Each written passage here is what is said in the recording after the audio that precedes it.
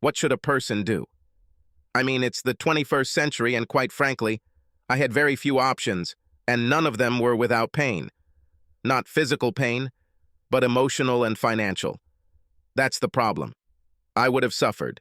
The children would have suffered. Hell, even a dog would get hurt. Sadly, I never thought for a minute that I would encounter such a problem. Growing up middle class in Albany, problems were always with school, sports, and then girls. Girls were a problem.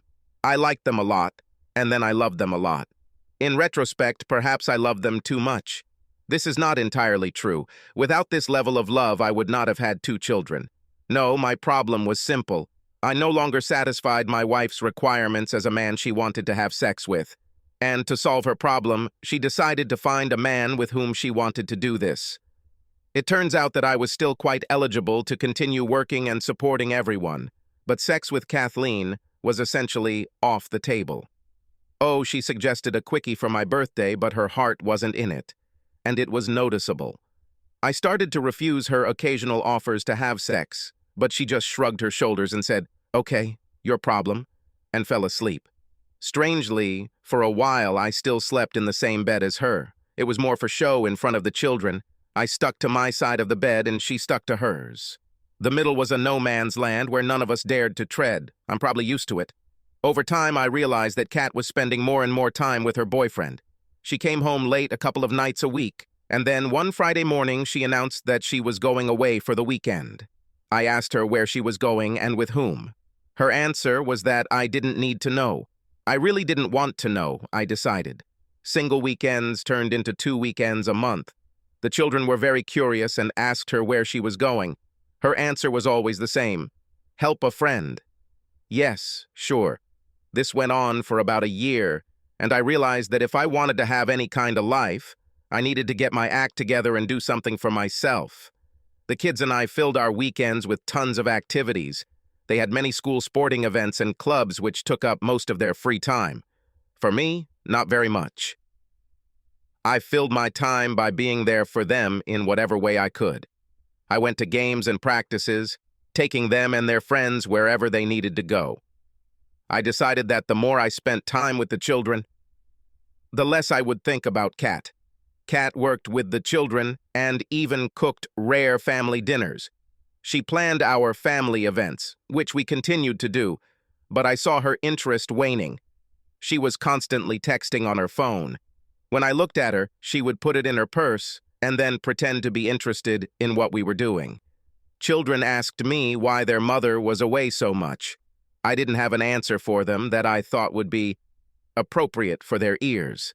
I remember telling them, "You should ask your mom about this. I'm sure she can give you a lot of details." After about a year, I realized that I had long since been replaced as the man whom Kat wanted to see her husband. From dear sources, I learned that she had sex with 2 different men. One was about 10 years younger than her, working as a paralegal at a firm, and he was completely engrossed in the brutal beatings that she enjoyed so much. The other lover, her main lover, was actually another lawyer from the firm where she worked. He is several years older, married, with a wife and 2 children. He is the senior partner. Kat seems to love shopping where she works. A person can only take so much. I talked to the children. They felt that not everything is perfect in our world. They almost lost track of the time their mother was or wasn't around. They simply stopped counting and caring. The time the 3 of us spent together was remarkable, as they often told classic daddy stories about our hikes and travels when Kat wasn't involved. I think she noticed it from time to time. I was volunteering at school events, and some of the more observant ones noticed that Kat was never there. A casual question from one of the mothers let me know they were watching. When one of them asked where she was, my standard answer was, "She's busy." I pulled my old bike out of the garage, took it to the shop for maintenance and overhaul, and started riding again. The first few times were educational. There were muscles I hadn't used in a long time, letting me know I'd been a slug for too long. My use of Voltaren increased after the first few workouts. There's a mountain bike meetup group in town, so I went there. It was very funny. It hurt like hell after that. After a pint of beer, the group usually went to the Fox and Hound pub. What the hell, I needed this. I like it. I've lost a few pounds. My pant size went up to 31 inches at the waist, and my shirt size went to a medium slim fit. I went from 185 to 160 pounds. I looked a lot better considering I'm only 5'11".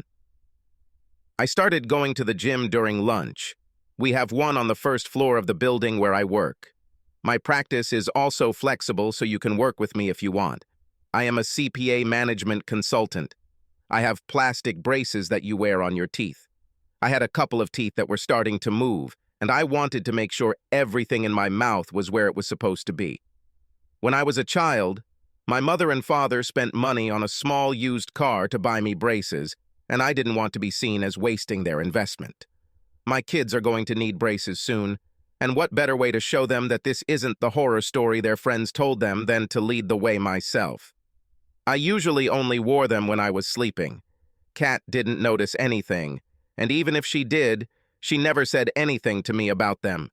The kids convinced me to go clothes shopping to buy things that suited me better. We went to the Tommy Hilfiger shopping center. My cousin works there as a manager and gave me a family discount of 40% of the price. I couldn't refuse this. I have contact lenses. The kids laughed at me a lot when I tried to stick them in my eyes. The first few times it was like being poked in the eye with a thumb. Eventually I got the hang of it, and now they're in and out in seconds. I still wear glasses when I work, but I bought new ones. The kids helped me choose a frame. Black horn-style frames are now in fashion. When I was a teenager, we called them birth control people, as times changed. One of the moms from school made it a point to invite me to a barbecue at her house. She is now divorced and has 2 children. She is also a nurse at the hospital. With the divorce rate hovering around 50%, there are several single mothers and fathers with children in the same school as my children. The invitation was to a barbecue at the beginning of the evening. Children were not invited. This meant that there would most likely be alcohol on the menu. So I found a babysitter, made the kids promise to be on their best behavior, and off I went. Well, it was a learning experience. It turns out that Kat's extramarital activities weren't as secret as she thought. She was seen with her illegal boyfriend in several restaurants and clubs in the city. Nurse Marilyn was very diplomatic in her questions to me. She basically asked if the tall, very fit guy Kat was dancing with was somehow related to her. I looked at her, took a sip of beer, and tried to formulate an answer that would retain at least some dignity for me and, probably, Kat. But we were beyond that stage at that moment. Now that the saying about the cat was out of the bag, there was no point in trying to color the truth, so I didn't. I suggested that Kat has a social life that is completely separate from her family life. When asked if I had the same advantage, I replied that I was in the process of creating a similar advantage for myself. You should have seen the raised eyebrows on that one. Slowly, very slowly, my life began to change. The life of our entire family began to change. The children grew up and became even busier. Sports and other interests increased. This meant that the time available for other things was reduced. This meant that my free time became even more stressful. To mitigate this a little, I slowly began to transfer some of the responsibility for the children back to Kat. I learned from a very wise man that eating an elephant can be done easily, one small piece at a time. But it takes time. So, I started delegating some household chores and kids' activities to Kat, and started scheduling time for myself.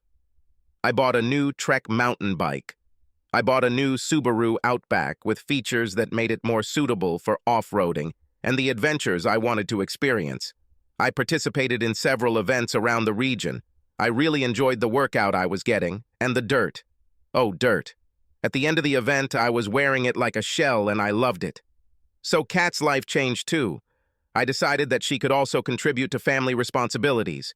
She talked about how stressful her job was and how lawyers had to work crazy hours to be successful. Some of this might be true, if it weren't for the fact that she slept with 2 guys and tried to compensate for this by being constantly absent. No, I've reached the I don't care point. I emailed her my schedule and told her that I was busy too, and she had to figure out a way to put her lovers off from time to time. This worked with some success. This limited her freedom and gave me a little more freedom. Another thing started to happen. I made new friends, female friends. It was all casual at first, but the more I got to know some of the women who were part of the mountain biking community, the more I liked them. And I discovered that they loved me too. Imagine. This was a damn important realization. It gave me back the self-confidence that had been taken away from me by Kat's cheating. After all, why would your wife want to sleep with other men if you were up to the task? The answer I accepted when I first found out was that I wasn't up to the task, and I wasn't what she needed. But now I was asking myself if Kat was really the one I wanted. My children are smart, just like their father. They realized that their mother was increasingly absent from their lives until they began to stop asking where she was. Then, as I started going out more and more to do my own things, the children reported that their mother was sending them to their mother's friends. I often came home to find a note on the kitchen table saying that the kids were in another house with their friends and that Kat would be back the next day. What the hell is this? I knew things had to change, and that Kat was fast approaching her sell-by date. I went to the family lawyer. It was all very informative. New York state law was primarily concerned with the welfare of the children who are part of any marriage. Mothers usually get custody of children unless they are found unfit to care for children. But I knew that this argument would not make any difference, especially after I told the lawyer that my wife is also a lawyer and mentioned her name. No, my lawyer immediately suggested that I had little chance of getting full custody of the children. At the end of the discussions, I asked her to prepare a lawsuit for divorce. I'll tell her when and where to apply. I am going home. My thoughts kept going back and forth with the question of how long this situation will continue. My lawyer suggested that if I waited a little longer and Kat became more distant from the family, she might agree to better terms for the divorce. It did mean that Kat would be so tired of being married and having kids that she might be very open to the idea of leaving me and the kids for her freedom. There was some grain of truth in this. I decided that I needed to talk to Kat and find out what her intentions really were. I chose Thursday evening when I knew Kat would be home. The children were in their rooms, reading and getting ready for bed. I went to the refrigerator and grabbed myself a beer, an IPA that I like, and poured it into a glass. I found Kat in the living room with the TV on, her laptop open next to her, and her phone in her hand. She had work papers spread out on the couch next to her and on the coffee table in front of her. I interrupted her concentration. I cleared my throat to let her know I was in the room. She looked at me briefly and then went back to her phone. "Kat, we need to talk." "And what?" She continued to concentrate on the text she was typing. "Look at me. We need to talk." She didn't look up again and answered, "What do you want to talk about?" "I want to talk about us. I want to talk about how long you want to stay married. I want to talk about how long you want to live here." I finally got her attention when her head shot up and she dropped her damn cell phone. What do you mean?" "I mean, we're not a couple anymore. You haven't been part of this family for over a year and a half. You've been very busy having fun with your two lovers. You weren't my wife, and you weren't a mother to those two children you gave birth to." "That's what I mean." Her face turned red. "I told you a long time ago that you don't own me, and I decide who I have sex with. You don't want to have sex with me, so I have the right to have sex with whoever I want." It was bullshit, and she knew it. "When was the last time you and I had sex?" Now she was angry. "I don't know and I don't care. Every time I asked you to have sex, you refused." I nodded my head. "Yeah, you're right.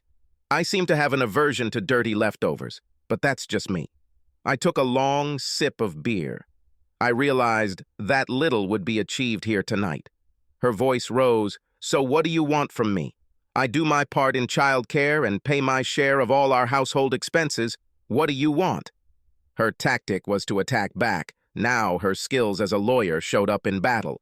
"I want to know how long you want to stay married. It's obvious that you don't want me as your husband, and I have to tell you that I really don't want you as my wife. You know, you really are a bad wife." She got up and left the room. She went to the kitchen and poured herself a glass of wine. I thought she wouldn't come back, but she did. It looked like she wanted to pick up her phone and finish texting with her lovers. I knew that in this short exchange I had reached my breaking point. I did one action immediately and made a mental note to myself to do the other first on Friday. I went into the bedroom and started taking all my things out of the closet and moving them into the guest bedroom. It took a few hikes, but I did it in about an hour. Kat continued to do her business in the living room. I actually slept pretty well that night. The next morning, I talked to the kids at breakfast. Kat had already left before they were ready to eat, so I was able to tell them there would be some changes in the house, that their mother and I needed to sort out some things between us, but that my first concern was that it wouldn't affect them. They looked at me, eating their cereal and toast, and nodded. I felt like they expected this to happen. I called my lawyer as soon as I arrived at my office and told her that she could continue with the paperwork and file for divorce against my wife. I wanted her to be notified at her job. I believed that this was a crime scene, so to speak, and that it would be best if she, and perhaps even her lovers, understood that there were consequences associated with their decisions and actions. Kathleen. The process server appeared in my office and handed me an envelope, saying the words I have heard many times: "You have been notified." I didn't pay much attention to it and handed it to my secretary with instructions to register it in the register that she keeps and see what business it relates to. I grabbed my cup of coffee and started doing business. A few minutes later, she appeared at the door with an envelope in her hand. "What is this?" Her carefully plucked eyebrows rose as she said, "Ah, this is for you personally." "Oh, what is this?" "You should really watch this." She walked into my office and placed an envelope on my desk in front of me. It was already open, so I pulled out the file. I looked at the title page and then I realized what Tom was talking about last night. At that moment, the phone rang. I answered the phone, and it was Robert. "Can you come to my office immediately, please?" Although he said please, it was an order, not a request.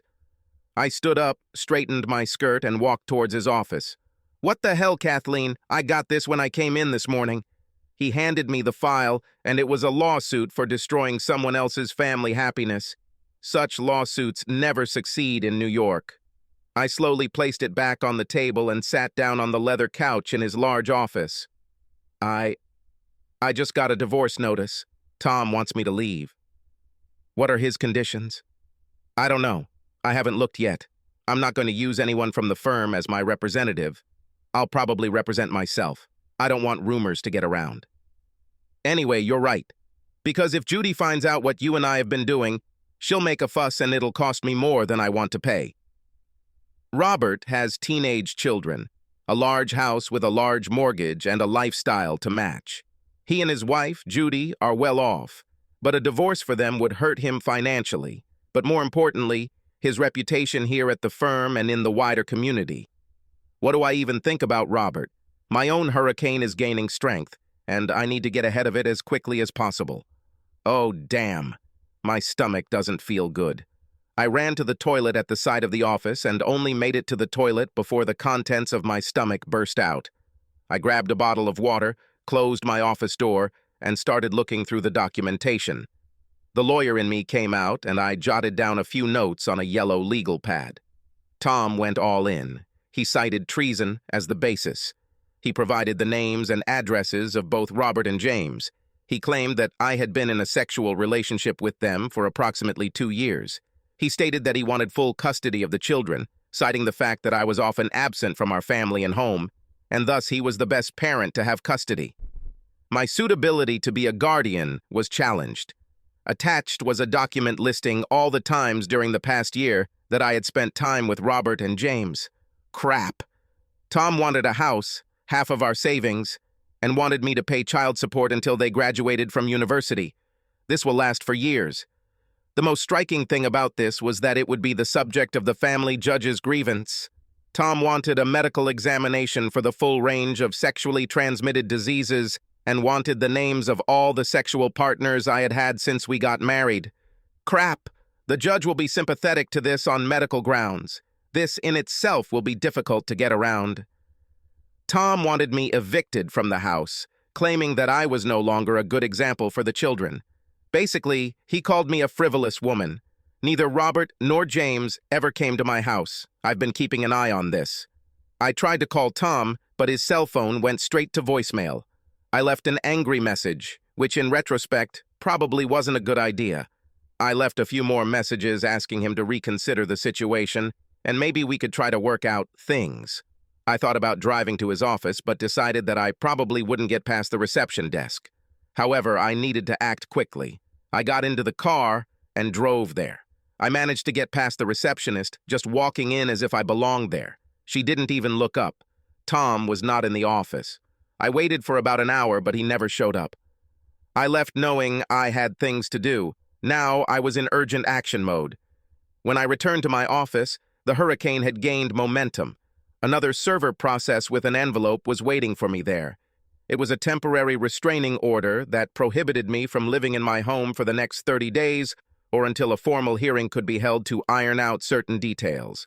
I was allowed to come home to collect necessary personal items, clothing, and effects, as well as any work documents, computers, or work-related equipment. I had to call the court clerk to set up a time, but it couldn't be until tomorrow. Tom's lawyer beat me to it, and I was already struggling against the current. I sent Kat a text to tell her that I would pack her bag for her and take her to her office. I asked her to send me a list of what she wanted. Either that, or she could come home and have my lawyer oversee her fees. I had been home all day, but received a call from my boss who told me that Kat had been sitting in my office for over an hour waiting for me to return. He kept everyone away from her. I thanked him. Kat arrived home late in the afternoon when she knew the children would be returning from school. I looked at her. You know the restraining order means you shouldn't be here. Why are you doing something like that? It's unnecessary and really funny. Are you trying to stop me from seeing my kids? Why are you doing this? Oh, come on. Now you're a worried parent yearning to be with your kids? What about all the weekends you spent with your lovers? All the weekdays you missed the evening routine? All the kids' activities you couldn't find time to attend? Come. You took every opportunity to spend time with your lovers instead of your kids or me. Now you come home to tell me I'm ridiculous? If you wanted a divorce so you could have sex on the side, why the hell didn't you just say to me, why all this nonsensey? Tell me, what I do and don't do is none of your business. Who I have sex with is none of your business. You could have sex with me every week, but you missed your chance. My chance? My damn chance? Oh, that's rich. You offer me leftovers after others, and then when I turn down the possibility of contracting a sexually transmitted disease from you and your lovers, everything you ever do, it's you turning away and ignoring me. Well, now it's my turn to ignore you. Take the things you came for and get out. Now. Kat stepped back and her face turned red. I took my phone and called my lawyer. When she answered, I said, "It seems that my wife does not understand court orders and came here without any legal representative to take some of her things. She said to take a picture of her if I could, and that she would call the police and invite them to the house." Kat slowly gathered her things, and sure enough, 2 policewomen arrived. I explained the situation and showed a copy of the court order. After some discussion, I pointed them to the bedroom. They walked up the stairs, and after some loud discussion, they escorted Kat down to the kitchen. To say she was furious was an understatement. She exploded at the police. The senior police officer told her to calm down, or they would handcuff her and take her to the station. One of the policemen looked at me and asked if I wanted to file charges against her. I inhaled, then exhaled, and told her no.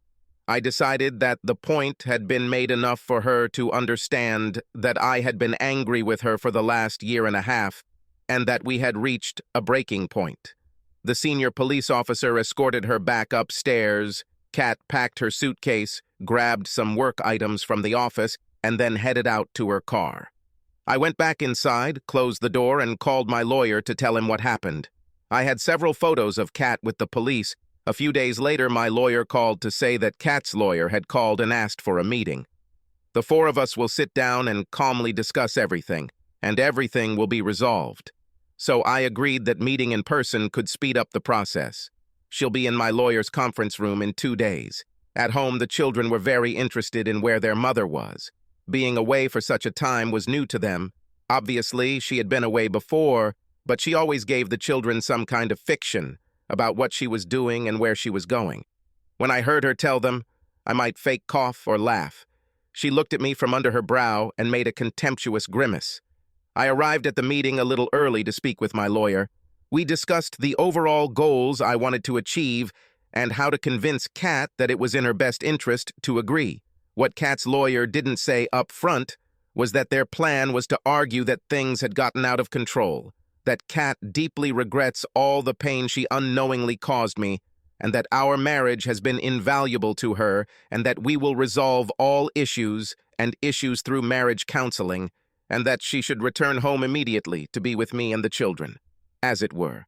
While Kat and her lawyer were talking about the importance of marriage for the family unit and how children do best in a 2-parent family rather than in a single family, that kind of nonsense. It was nonsense. We all knew this, and I gave her my incredulous look. My lawyer countered with a question. Have you received your STD test results yet? Kat and her lawyer looked at each other, and then at me, and responded with a question. Why do you need medical testing? I snorted at that and replied to her lawyer, because I want to make sure she didn't give me some weird and deadly damn disease. Are you sure Robert and James didn't make love with other people? If you're sure, let's ask. Their heads whipped around, they stood up, and now Kat and her lawyer were yelling at me. I ignored them and sat with my arms crossed. Finally, they sat down and calmed down. Her lawyer suggested, there is no need to involve anyone else in this personal matter. We will conduct STD testing next week and report any relevant results. I quickly added, looking Kat in the face, I want the results in writing, no matter what they are. I don't trust you right now, as you can probably guess. Divorce will be long and painful. I knew that Kat didn't want to involve her lovers in our affairs, especially Robert, who had the most to lose, and I knew that if we subpoenaed him to tell the family judge how long he had been having sex with a subordinate at the law firm, it would reflect badly on him. His career will suffer, and his wife might be a little annoyed. It will cost him dearly. James was a different story. To buy his silence, he could be threatened with dismissal or rewarded with promotions and money. He was not married or living with anyone, but my detective learned that he enjoyed the company of both women and men in his bed. This in itself would really disrupt the order of the law firm. The scandal is bad for business. Kat had a lot to lose. The weeks stretched into months, and there were court hearings to overturn the previous court order banning Kat from the house. She managed to cancel it and solemnly returned home to find that neither the children nor I were at home. We went to Disneyland in Florida. My mobile phone rang. Calls and text messages from Kat were numerous. "Where are you?" was the main topic of the messages. After a good amount of time, I replied that the kids and I were very busy having fun. At this point, I turned off my phone, and it remained off for the rest of my time in Florida. On the plane ride back home, I knew I was in for the difficult task of managing the house and, well, everything else. When we landed in Albany, I took a moment to call my lawyer. She advised me not to do anything that would make the situation worse and to talk to Kat as little as possible. My lawyer worked at a feverish pace to get the order restraining Kat from going near the house. She acknowledged that it may take some time. I decided that my life would be hell for the next few weeks, and so it happened. Kat was delighted to see the children and hugged them long after we pulled up to the house. The children had to make an effort to free themselves from her iron embrace and slip away to their rooms. I busied myself collecting the kids and my own dirty laundry, then loaded it into the washing machine. Kat was doing something in the kitchen, which was not her usual area, and trying to prepare food for us. The smell was, well, similar to the smell of old burnt sneakers. Disgusting. I used my phone and ordered Chinese food delivery. When she arrived, I called the children into the kitchen and fed them. They happily ate it all as their mother bombarded them with questions about Disneyland. I ate in silence. When the kids finished, They were allowed to step away from the interrogation and rush off to watch a movie on the streaming service we subscribed to. I cleaned the kitchen under Kat's watchful gaze. She sat at the table. "I miss the children and you so much, Tom." It was said so quietly that I almost missed it, but I couldn't ignore it. "Were your lovers busy? I'm guessing they were happy to keep you company." The next battle in our war turned out to be only the first salvos. "I'm not dating anyone, Tom. I want us to be a family and do all the things we have. I know you don't believe it, but I love you very much." I interrupted her. "Just not enough to keep your legs together in front of other men." Kat ignored my comment. "I've made an appointment for us to see a marriage counselor. We need to figure out what's important and focus on those things. And she continued to talk for what seemed like forever. I left the kitchen, and she followed me into the bedroom, continuing to talk the whole time. I closed the door in front of her. I noticed that she had unpacked and planned to sleep in the master bedroom. I shook my head, realizing that I had a lot of work ahead of me. I gathered a handful of her things and went to the door, opened it, and threw them into the hallway. Some of them fell on her. This temporarily interrupted her monologue. I closed the door. She opened the door, carrying her things back inside. And that's how it started. Or continued. Crap. So the next few weeks were fun. Kat's approach to our situation was to pretend that nothing serious had happened, that my claims were greatly exaggerated, that her affairs with the other two men are just something I really don't have to worry about, that in the modern world this is all normal, and that this does not mean that she doesn't love me or our children. However, what she did was go back to the family court judge and formally request marriage counseling. I was unable to attend court that day, and my lawyer was unable to convince the judge that the marriage was not salvageable and that any counseling was futile at this stage.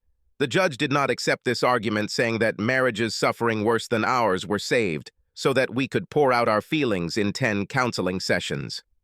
Fabulous. Kat and her lawyer arranged for us to see this marriage counselor. I figured that once the counselor knew the full picture, he or she would come to the conclusion that our marriage was truly over and that we should all move on. How wrong I was. Kat found a counselor who embraced the newfangled view that modern marriage was much more flexible and fluid than the narrow confines of earlier times. That in the 21st century we need to see our commitment to monogamy as part of a bigger picture. That we must see ourselves as independent, but at the same time committed. I had to laugh. When I expressed my thoughts that this might be great for us as a couple, Kat and the consultant both decided that I had given up, and that Kat could find a way to have hers and eat it at the same time. So when I stood up, thanked the consultant for her wisdom, and said that, "I think we're done here," they looked at me with puzzled expressions. I knew Kat thought she had won. For my part, I thanked them both. I thanked them for bringing clarity to our new marriage arrangement. When the counselor asked me to tell her exactly what this new marriage arrangement meant for me, I answered, "Well, it's really simple, and I want to thank you both for opening my eyes to this." Kat spoke first. "Tom, thank you for being so understanding, dear." "You're welcome, Kat, and thank you, Dr. Snow. You both played a crucial role in making my life easier." The look on Kat's face was as if she had just won the Powerball lottery. "That's wonderful, honey. We'll definitely understand each other better, and I'm really looking forward to resuming the intimacy we used to have. I want to make love with the man I love. Okay? Well, I want to make love to the woman I love." Huge smiles appeared on Kat and Dr. Snow's faces. Their mission was accomplished. In their opinion, I agreed to accept what they expected of me. Yes, sure. Unfortunately, Dr. Snow wanted me to come back and talk to her one-on-one. While Kat celebrated her victory, the marriage-saving doctor wasn't so sure. I agreed to return and promised to set up a time with her receptionist, who was guarding the door. When we left the marriage counselor's office, we went home. Kat was very affectionate in the car. In the car, she wanted to hold my hand. Her look spoke volumes. When we got home, I went to the home office to send some emails and update information with my lawyer. After dinner, Kat started getting the kids ready for bed, and I went into my bedroom to change. When I came out, Kat saw that I was going out somewhere. "Where are you going, Tom?" I looked at her. "Oh, it's my meeting night at the cycling club. I'll probably be back late, so don't wait for me. Bye." I walked out the door and left before Kat could say anything. The club planned a 30-mile ride that night and an hour of socializing afterward. I planned to enjoy both. I got pretty muddy during the trip and enjoyed a pint of Guinness in the pub afterwards. 2 single women club members who knew I was divorced and getting a divorce, so I felt free to talk to them. Both ladies were wonderful to talk to, so much so that I asked one of them out on a Saturday night 3 days later. I returned home a little after midnight, and Kat was already asleep. I undressed and headed to the shower. I rinsed my dirty cycling clothes in the laundry room sink and put them in the washing machine. After that, I went to bed, to the guest bedroom. In the morning, I got up early and was ready to go to work. Kat walked into the kitchen as I was about to walk out the door to the office. She looked a little confused. "What time did you get home last night?" I looked at her as I packed lunch and poured coffee for the road. "Around midnight," she asked. "What time will you be back tonight?" I replied, "About 6. You need to pick up the kids from school today." That's it. I walked out the door. Thursday and Friday passed, with virtually no conversation between us. I knew that her self-imposed abstinence from sex with her lovers was an attempt to make it appear that our family life would return to normal. But this was not the case. On Saturday morning, Kat and I discussed our schedule for the day. Lots of driving to take the kids to all the activities they participate in. Kat forgot about a lot of things because she had previously delegated many of her parenting responsibilities to me. She has taken on the responsibilities of a modern 21st century career woman who can do whatever she pleases. I was the modern father, chauffeur, cook, janitor, cheerleader, laundry god, and all-around parenting expert. My life was very planned and organized. That was about to change. Saturday night, I cooked dinner, and after the kids and Kat had eaten, I went to get ready to go out. I came down wearing khaki pants, a button-up shirt, and a sports jacket. The looks I received spoke volumes. Kat's jaw dropped. "Where are you going?" "I have a date." I kept it short and sweet. "What? A date? What do you mean?" I looked at her. "You know what a date is. You've been on a lot of them." I took my car keys and kissed the kids on the top of their heads. "Be good to your mom and don't wait up for me. I'll probably be back late." I walked out the door to the garage.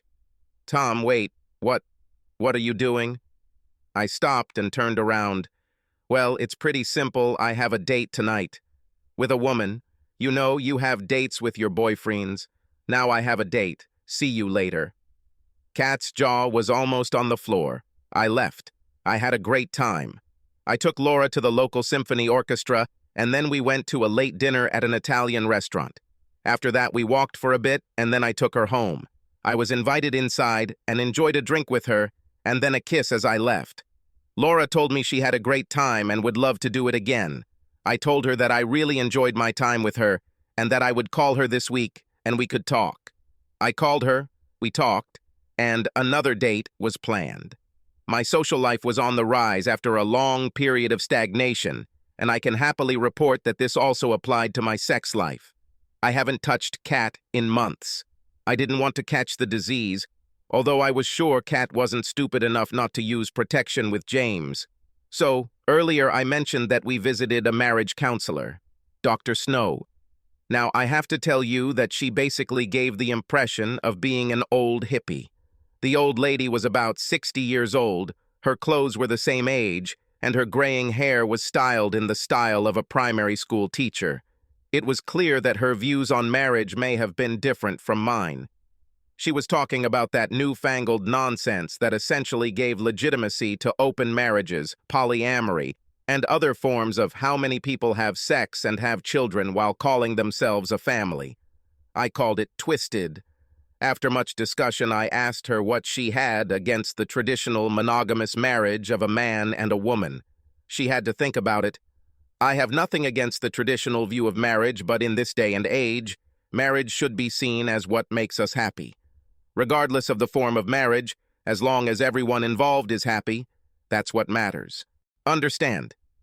I looked at the floor for a few seconds while I collected my thoughts. I took a deep breath and then looked Dr. Snow in the eyes. Doctor, what you missed about this is that I am not happy. I married Kathleen with the understanding that we would only have sex with each other. We 2 children have been born, and they rely on the stability of a home that doesn't see a parade of people in and out of their mother's bed or mine. The man's face they see at breakfast or dinner is mine, not someone who spent the night with their mother. I know you think I'm old-fashioned, but that's me. And I have to tell you that the great state of New York still supports the kind of marriage I signed up for. Plus, I don't plan on sharing my bed with Kat and other men. Some form of poly-marriage is not what I want. You need to know this. You need to tell the judge and Kathleen this, and we can all save time, effort, and money, and move on to divorce. I've had enough. I'm done with this nonsense. My lawyer arranged a trial date for us and called Dr. Snow as a witness. When she testified about the counseling sessions, she told the judge that I was reluctant to participate. She even tried to suggest that I was uncooperative to some extent. My lawyer began questioning her, and then she backed down a bit and told the judge that I had not consented to my wife having sex with 2 other men, and that such an arrangement rarely works in a marriage. The judge nodded. Kat grimaced. I made my point, and we could move on to the actual business, determining the terms of the divorce. I figured that after the court hearing I mentioned earlier, it had come down to a battle over child custody, the house, our finances, and all that business stuff that had to be sorted out before the papers were signed and the court put the official seal on it. Not as fast as you think. When I returned home from our court hearing that night, Kat was in the kitchen with a glass of wine. She looked at me. We need to talk. I couldn't believe my ears. Speak now? Do you want to speak now? A little late, don't you think? Honey, I need to explain something to you. Things I probably should have told you a long time ago. Like I said, it's a little late now, isn't it? You don't understand what it's like, trying to get ahead in a high-stress law firm. I looked at her and motioned with my hand for her to continue. It was made clear to me that in order to advance in my career, I would have to play by the rules. Not only to be a good, no, excellent lawyer, but also to do my part with the senior lawyers who would help my career. And what exactly does that mean? I wanted her to say the words I knew she didn't want to say. Robert made it clear to me that unless I agreed to be more than just a junior associate, my potential in the firm would be limited. That if I saw my way to becoming his close associate, he would mentor me. I finally realized that he wanted to have sex with me. She took a long sip of her wine and continued, I know that I am an attractive woman, and I knew that he finds me very attractive. Robert is a handsome man, so I thought that at least if I did what he wanted, it wouldn't be so bad. If he had been fat and disgusting, it might have been a different matter, but he wasn't, and I decided that I could do it, and it would give me an advantage for promotion and eventually partnership. Another large sip of her wine. I figured I could easily hide this from you. You are very gullible. Obviously, I'm too gullible, I said sadly. How long have you been having sex with Robert? Kat stared at the floor and said words very quietly that left me shocked and completely broken. I started having sex with Robert about a year after Beth was born. Beth is our eldest daughter. Janie is our youngest. I did the calculations. Kat had sex with Robert for about 8 years. Crap. I had to sit up to avoid falling. I left my home and had no idea what to do. A million thoughts were running through my head at once. If Kat took a gun and shot me in the head, maybe it would hurt less than knowing what I shared all this time with my wife with another man. And then it dawned on me. Was Janie even mine? I should have known. I am back. I almost burst through the front door and called out to Kat. Kathleen, where are you? I heard, Here, leave the bedroom. I almost ran to the bedroom door. I almost shouted to her, Is Janie mine? What? Janie. Am I her father? Don't make me laugh. Of course you are her father. You sure? You had sex with Robert when Janie got pregnant. Crap. There was dead silence. For an intelligent woman, she could be incredibly stupid at times. I turned and left the room. I went to the kitchen and drank some water. I heard Kat coming down the stairs. She came into the kitchen and looked at me. She didn't say anything. The next day I went online and looked for a lab that did DNA testing. There are several of them in the region. A quick guide to DNA. Testing in New York State. New York State has specific requirements for DNA testing, including collection by a physician within the chain of custody.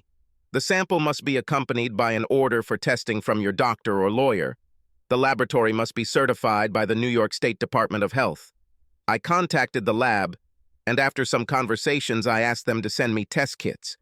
I waited until Kat left home for work and then took the kids to the doctor's office. They were mildly curious as to what I was doing, but nonetheless swabbed their cheeks, and the doctor took a small hair sample. Everything was packed and ready to be sent by courier the next day. Now I just had to wait for the results. Waiting for DNA results is hard work. This intrigue almost killed me. It took almost 2 weeks to get the results. And during that time, I was trying to figure out what to do with the results. If the tests had shown that I was the girl's father, I would have fed it all through a grinder and carried on. If the results show that I am not the biological father of one of the girls, what should I do? That was the question. I thought long and hard and came to the conclusion that no matter what the results are, I will continue and nothing will change with my children. I even considered not looking at the test results. It was actually a winning decision, and so I decided to put the tests in a safe in my office and only take them out if I had no other choice. But then I didn't know what it would be. Damn, why did Kat have to have sex? No job or career was worth destroying your family. At least, not for me. The next time I talked to my wife, I asked her if she was making any plans for the time after our divorce was final. The fight continued. The heel dragging continued. Honey, I don't want a divorce. You and I and the girls are family. We need to be with each other. I love you, Tom. What I did to Robert took nothing away from you. Hell, even when I was with James, all he got was crumbs from your table. I couldn't believe the nonsense she was saying. My table. My damn table. What about my bed? Have you ever thought about this? Have you ever thought about me or your daughters when you were sleeping with these two men? Yes. So, lawyers have the ability to share interests. I thought that's what my wife did when she had sex with Robert. For her, it was a different planet that she was on. And her two worlds, her legal career and her family, would never meet. We could be kept separate from her other life without one influencing the other. At least that was her plan. And for a long time it worked. It worked until it didn't. It didn't work now. Kat looked at her manicure and the floor. I felt disgusted and left. But I'm back. You need to get out of this house, immediately. Then I left. Kat's lawyer managed to stall for quite some time, but eventually the time was running out. My lawyer tried to appeal to Kat's sense of fair play and sought an uncontested divorce. Kat was having none of it. Additionally, depending on how supportive the family courts are, it could take a year or two for your divorce to be finalized. I needed to find a way to get things moving. I only had one ace in my pocket, but that meant I would have to do something I didn't want to do. I'll have to look at the DNA test results. I took the envelope out of the office safe and placed it on the table. I took a cup of coffee and stared at it for so long that the coffee ran out and the rest of the coffee remained cold. I mentally weighed the impact of what I was about to read. If my worst fears were to come true, what would it do to me and my children? Deep down, I knew that whatever secret was hidden in the shell of DNA, it would not change the way I viewed my children. I took the blade of the writing knife and carefully cut the top of the envelope. There were 4 sheets of paper inside. I unfolded them, straightened out the folds, and placed them in the center of my desk as I began to read. My world fell apart a little more. At that moment, I hated Kat more than I had ever loved her. She gave away what I thought was hers. Beth is my biological daughter. Janie is not my biological daughter. I took the 4 sheets of paper to my copier and made 3 copies of the documents. then returned the originals to the envelope and put it back in the safe. I knew what I needed to do. I called Robert's office and spoke with his secretary to set up an appointment. She didn't know who I was and made an appointment for me a week later. I put a copy of the DNA results in an envelope and couriered them to my lawyer. She will add them to the file and can use them in court at the appropriate time. The next week, I avoided Kat like the plague. I did everything I always did with the kids, but if Kat tried to join us, I would make an excuse as to why I couldn't go and leave her to deal with the girls on her own. The day of my meeting with Robert arrived, and I went to his office, hoping that I would not accidentally see my wife there. I was waiting in the waiting room, ready for my plan. Finally, his secretary looked at me and said that he was ready to see me. When I entered and he saw me, he turned a little pale, but tried to hide it with a greeting and offered to shake my hand. I didn't accept his hand, but I made sure the door was closed. "Well, Tom, what brings you here? Let me call Kathleen and see if she can join us." I raised my hand to let him know not to worry. "I came to talk to you, Robert, and this is not a social visit. I think we won't involve my wife today." Well, Tom, what did you want to talk about?" I took the envelope out of my jacket pocket and placed it on his desk. He looked at it as if it was about to explode. What is this?" "This is what I want to share with you. See, I have a problem, and that problem is the wife you've been having sex with for the last 8 years. That problem is a daughter who is not my biological one. That problem is the divorce that this issue is the conversation I will have with your wife, unless you convince Kathleen that it is in her best interest to agree to a divorce. This issue is the public disclosure that you have had sex with a subordinate over an extended period of time. This issue is, the problem is what your corporate clients will think about the ethics, or lack thereof, of this firm. That's my problem, and now it's your problem." Robert blushed and wanted to jump over his mahogany table and strangle me with his bare hands. I turned and headed towards the door. "You have 24 hours to get her to sign the divorce agreement, or my next visit will be at your house and we will talk to your wife. Deal with it yourself." I walked away and got out of there as quickly as possible in case he had a gun on the desk. That night, when Kat returned home, she stormed in furious. "Why the hell did you go to Robert's office?" I waited a few seconds before answering. "Why do you think I went to him? Did he show you what I left for him? It doesn't matter. It doesn't matter who Janie's biological father is. You are her father, always have been and always will be. What does it matter who impregnated me? How can you be so deceived? Really, don't you think it matters to me that you've been deceiving me almost our entire life together? You're a job, you know." I had built up a good amount of anger and had to remind myself of my lawyer's sage advice of don't do anything stupid or you'll regret it, and actively counted to 10 in my head to pull myself together. "Tom, you know I love you, and you know these DNA results don't matter." "Kat, you're right. DNA doesn't matter when it comes to Janie. She is my daughter and will always be my daughter. I will fight for her just as much as I did for Beth. You can be sure of that." I tried to go to the kitchen to pour myself a beer and relax. I managed to pour myself a favorite IPA and went to the family room. Kat followed closely behind me. "Why did you try to threaten Robert by telling his wife about those DNA results? Nothing will come of it. Robert is working to get a restraining order against you coming near his home or family and to stop him from disclosing the DNA. Is it true? Honey, we need to forget all this divorce nonsense and get back to married life. I'm going to cook dinner. Why don't you help me?" With these words, she turned and went to the kitchen. I could hear pots and pans, banging, and general kitchen noises. As if cooking would solve all her problems and make me forget how much of a cheat she had been for most of our marriage.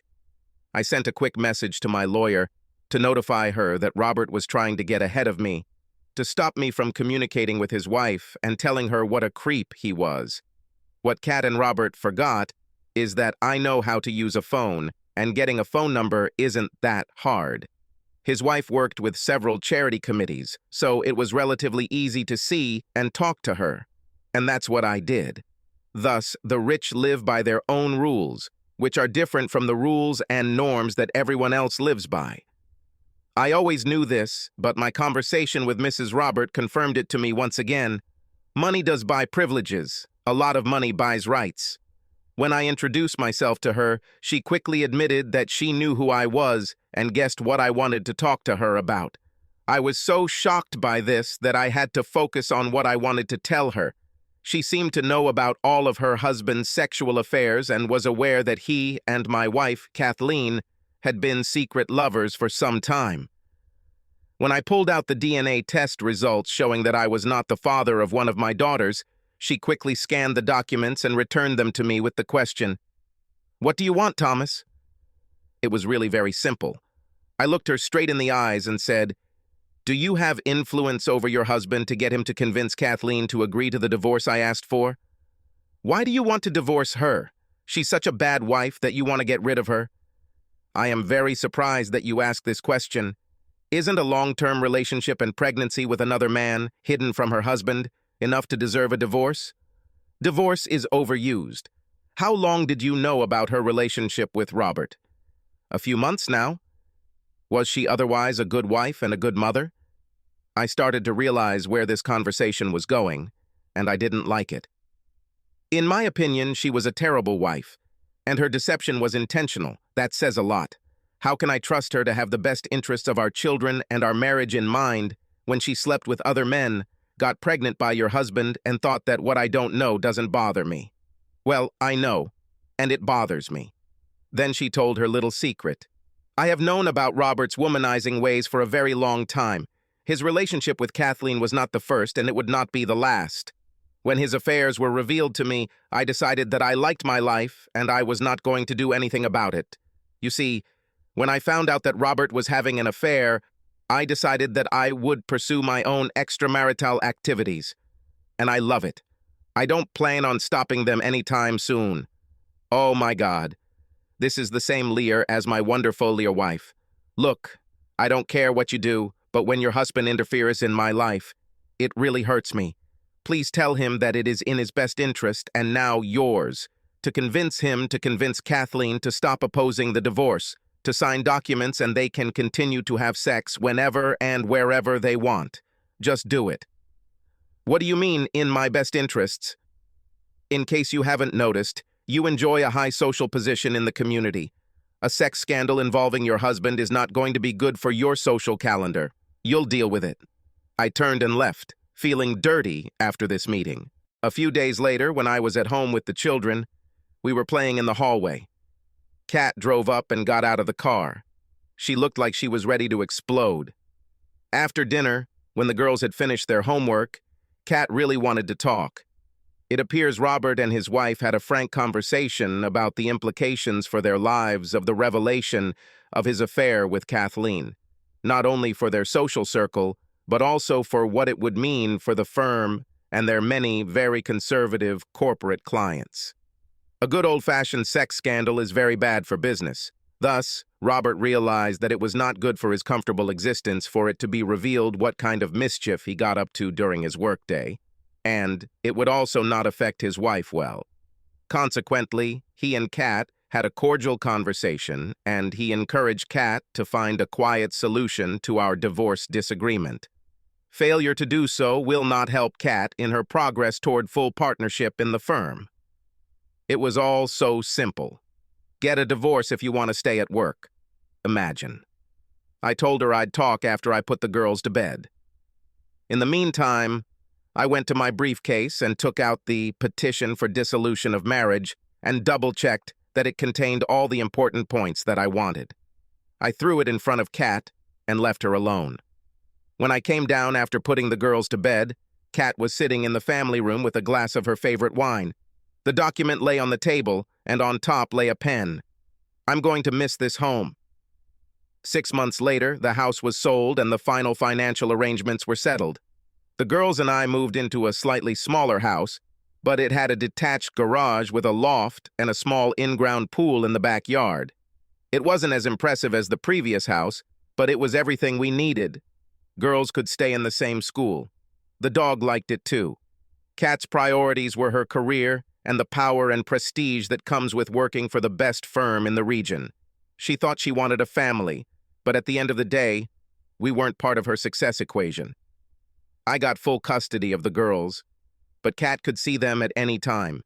This usually meant random Saturdays or Sundays. She intended to be a present mother, but soon became absent. She sent a gift for Beth's birthday. She didn't come to the party. You want to hear that? I found a sex bomb, a lingerie model, and I had hot sex with her. No. My social life slowly recovered to the point where I began dating that same lovely woman I told you about earlier, Laura. We became increasingly serious with each other. Whatever that means. We both had fun. Divorce could have been avoided if I had turned a blind eye to Kat's extramarital affairs. I could continue to have sex with her a couple times a week, and probably be relatively happy if I was that kind of person. But I'm not like that. I'm far from perfect, but I have some standards. And when it comes to children, my standards are much higher. Their needs come first. I have a responsibility to protect my children, and that means raising them in a stable home. It's pretty simple, at least for me. So, when the dust settled, I appreciated my new life and moved on. I told you about Laura earlier. She is a very nice woman, about 30 years old, beautiful, athletic, and has a great sense of humor. And my kids like her, and she likes them. Even the dog likes her. What more could a man want? You tell me. Subscribe to our channel so that your second chaff doesn't cheat on you, and go ahead and listen to the next story, because this story is nothing compared to the next one. If you're under 18, don't even think about listening to the next one.